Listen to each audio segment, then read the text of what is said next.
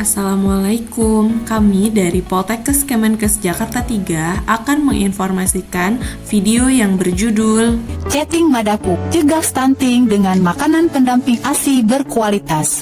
Stunting adalah kondisi gagal tumbuh pada anak balita, bayi di bawah 5 tahun akibat kekurangan gizi kronis sehingga anak terlalu pendek untuk usianya. Kondisi stunting baru terlihat setelah bayi berusia 2 tahun. Salah satu cara untuk mencegah stunting, pertama, pemberian ASI eksklusif.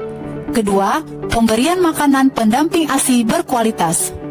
Tahukah Bu, ASI merupakan makanan terbaik yang mengandung segala kebaikan dan tentunya dibutuhkan oleh bayi. 6 bulan pertama kehidupan si kecil, ASI saja memang sudah cukup untuk memenuhi kebutuhan gizinya. Namun, saat bayi berusia 6 bulan, bayi harus diberikan MPASI. Kenapa? Karena saat bayi usia 6 bulan, kebutuhan energi dan nutrisinya sudah meningkat, sehingga diperlukan MPASI. MPASI adalah makanan pendamping ASI mulai diberikan kepada bayi tepat pada usia 6 bulan atau 180 hari. Saat ASI saja sudah tidak mampu lagi untuk memenuhi kebutuhan gizi bayi yang meningkat. Tahukah Bu, Organisasi Kesehatan Dunia atau WHO merilis atau mengeluarkan pedoman MPASI terbaru untuk bayi usia 0 sampai 23 bulan. Rekomendasi ini dibuat berdasarkan sejumlah bukti-bukti ilmiah terbaru. Pertama, pemberian ASI. Lanjutkan menyusui hingga bayi berusia 2 tahun atau lebih. Sudah terbukti ya, pemberian ASI hingga 2 tahun membuat si kecil lebih rendah mengalami diare dan lebih rendah mengalami infeksi saluran pernapasan. Kedua, rekomendasi pemberian susu untuk bayi usia 6 sampai 23 bulan. Jika bayi terkendala untuk mendapatkan ASI, usia bayi 6 sampai 11 bulan diberikan susu formula hewani atau susu sapi hewani. Pada usia ini, lebih direkomendasikan susu formula hewani. Sedangkan usia bayi 12 sampai 23 bulan diberikan susu formula hewani lanjutan atau susu sapi hewani. Pada usia bayi 12 sampai 23 bulan ini, lebih direkomendasikan susu sapi hewani. Tidak disarankan memberikan susu dengan rasa dan pemanis tambahan, seperti rasa coklat, strawberry, dan lain-lain. Bagaimana menyiapkan MPASI yang baik untuk anak usia di bawah 2 tahun?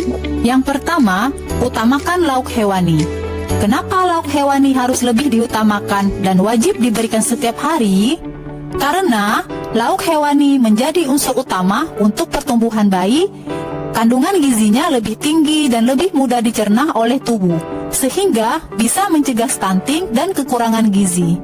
Contoh lauk hewani: ikan, telur, udang, ayam, daging sapi, hati ayam, dan lain-lain. Bagaimana dengan protein nabati seperti tahu, tempe, kacang hijau, kacang merah? Protein nabati masih bisa diberikan, namun tidak wajib diberikan setiap hari dan jumlah pemberiannya sedikit saja. Yang kedua, konsumsi buah dan sayur setiap hari. Buah dan sayur wajib diberikan setiap hari dan diberikan sejak awal pemberian MPASI. Contoh sayur, sayur bayam, daun kelor, daun katuk, wortel, labu air, dan lain-lain.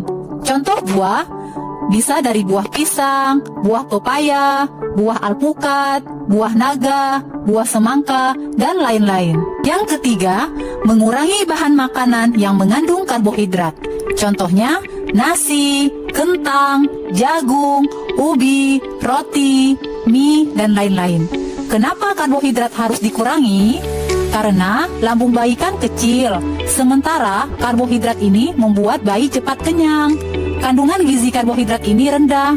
Untuk itu, tetap utamakan sumber makanan yang mengandung gizi yang tinggi, yaitu protein hewani, karena nutrisinya lebih lengkap, seperti ikan, telur, ayam, hati ayam, daging sapi, dan lain-lain.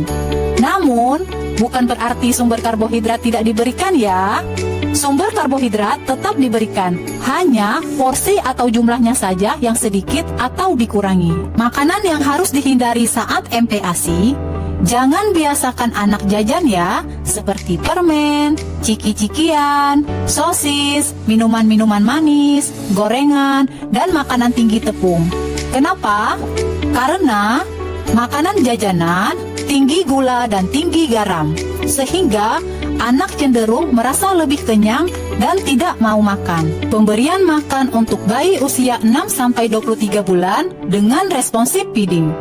Pemberian makan untuk bayi 6-23 bulan dilakukan secara responsif dan mendorong anak bisa makan secara mandiri, seperti berikan anak kesempatan untuk mengambil makanan dan sendoknya sendiri, membiarkan anak memasukkan makanannya sendiri, kemudian orang tua atau pengasuh hadir saat anak makan, agar anak makan sesuai dengan porsinya. WHO tidak menyarankan pemberian menu tunggal 14 hari seperti makan bubur nasi saja tanpa lauk pauk atau makan buah saja tanpa makanan yang lain. Prinsip pemberian MPASI. Pertama, tepat waktu. Tepat waktu ini artinya diberikan sejak bayi tepat berusia 6 bulan. Yang kedua, adekuat. Adekuat artinya pemberian MPASI harus mempertimbangkan usia, jumlah, frekuensi, tekstur, dan variasi makanan. MPASI terdiri dari karbohidrat, protein hewani, sayur, buah, kacang-kacangan, dan lemak. Prinsip yang ketiga, aman dan higienis. Artinya, proses persiapan MPASI perhatikan kebersihannya. Prinsip yang keempat, diberikan dengan cara yang benar. MPASI diberikan secara teratur yaitu pagi, siang, dan malam. Memberikan dalam porsi kecil, merangsang bayi untuk dapat makan sendiri dan minum sendiri, dan membersihkan mulut hanya setelah makan selesai. Jadwal pemberian MPASI. Berikan bayi makan 3 kali makanan utama dan 2 kali makanan selingan. Jam 7 sampai jam 8 makanan utama. Jam 10 makanan selingan. Jam 12 makanan utama. Jam 16 makanan selingan. Jam 18 sampai jam 20 makanan utama. Makanan utama mengandung unsur karbohidrat, protein hewani, kacang-kacangan, lemak, dan sayur atau buah. Sedangkan makanan selingan boleh dari buah saja, kue, puding, bubur kacang hijau, rebus ubi, sate ikan, dan lain-lain. Makanan utama MPASI menggunakan alternatif makanan lokal. Pertama, karbohidrat. Contohnya, nasi. Jika tidak ada nasi, bisa digantikan dengan ubi, singkong, jagung, kentang, dan lain-lain. Yang kedua, protein hewani. Contohnya, ikan kembung. Jika tidak ada, ikan kembung bisa digantikan dengan ikan kerisi, ikan ekor kuning, ikan banyer, ikan bulat, ikan kakap merah, satu iris ikan tenggiri, telur, udang, ayam, hati ayam, dan lain-lain. Protein nabati, contohnya tahu. Jika tidak tersedia tahu, bisa digantikan dengan tempe, kacang merah, kacang hijau, dan lain-lain.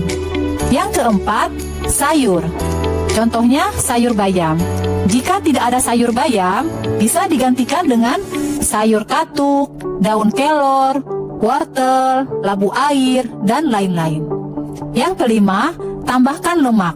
Lemak ini bisa didapat dari santan kelapa. Jika tidak ada santan kelapa, bisa digantikan dengan minyak goreng atau mentega. Setiap makan isi piringku kaya protein hewani. Makanan selingan. Makanan selingan boleh dari buah saja seperti buah pisang, buah pepaya, buah naga, semangka, alpukat, dan lain-lain. Jumlah pemberiannya 2 buah jeruk diambil sarinya, atau 6 potong kecil buah-buahan seperti buah pepaya, buah naga, atau yang lain-lain. Ibu juga bisa memberikan makanan selingan seperti bubur kacang hijau, kue saja, puding, atau biskuit bayi, sate ikan, ubi rebus, dan lain-lain.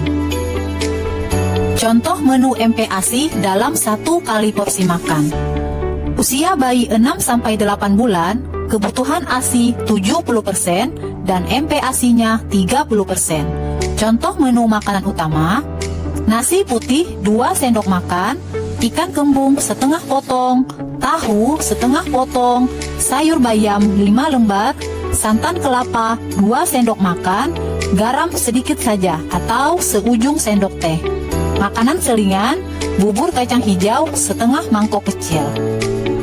Usia bayi 9-11 bulan, kebutuhan ASI-nya 50% dan MPASI-nya 50%. Contoh makanan utama, nasi putih 4 sendok makan, ikan kembung setengah potong, tempe 1 potong kecil, sayur katuk atau cekok manis 10 lembar, santan kelapa 3 sendok makan, garam sedikit saja atau seujung sendok teh. Makanan selingannya, buah pepaya 6 potong kecil. Usia bayi 12-23 bulan, kebutuhan ASI 30% dan MPASI 70%. Makanan utama, nasi putih 5 sendok makan, hati ayam 1 buah, tahu 1 buah, sayur bayam 10 lembar, santan kelapa 4 sendok makan, minyak kelapa 1 sendok teh, garam sedikit saja atau seujung sendok teh. Makanan selingannya bisa dari ubi rebus. Tekstur, frekuensi, dan jumlah pemberian MPASI untuk usia bayi 6-8 bulan. Teksturnya mulai dengan bubur kental, makanan lumat, dan kental. Frekuensi pemberiannya 2-3 kali makanan utama per hari dan 1-2 kali makanan selingan per hari. Jumlah tiap kali makan mulai dengan 2-3 sendok makan, kemudian tingkatkan bertahap hingga setengah mangkok ukuran 250 ml. Kebutuhan minum air putih 1 gelas belimbing. Usia bayi 9-11 bulan, tekstur makanannya makanan yang dicincang halus atau cincang kasar. Frekuensinya diberikan 3-4 kali makanan utama per hari dan 1-2 kali makanan selingan per hari. Jumlah tiap kali makan 3/4 mangkok ukuran mangkok 250 ml atau kurang lebih 200 ml. Kebutuhan minum air putih 1-2 gelas belimbing. Usia bayi 12-23 bulan, teksturnya makanan keluarga, makanan diiris-iris jika diperlukan. Frekuensinya 3-4 kali makanan utama dan 1-2 kali makanan selingan. Jumlah tiap kali makan 1 mangkok ukuran mangkok 250 ml atau kurang lebih 250 ml. Kebutuhan minum air putih 3-5 gelas belimbing. Kapan tekstur perlu ditingkatkan? Tidak disarankan untuk langsung mengganti tekstur makanan lama dengan tekstur makanan baru. Lakukan secara bertahap dengan campurkan 70% tekstur lama dan 30% tekstur baru. Manfaat menaikkan tekstur untuk melatih otot-otot di mulut dan merangsang bayi untuk memiliki kemampuan belajar mengunyah. Bagaimana cara mempersiapkan MPASI? Pertama, pastikan tangan dan peralatan yang digunakan bersih. Yang kedua, gunakan saringan kawat, ulekan, atau blender untuk menghaluskan makanan.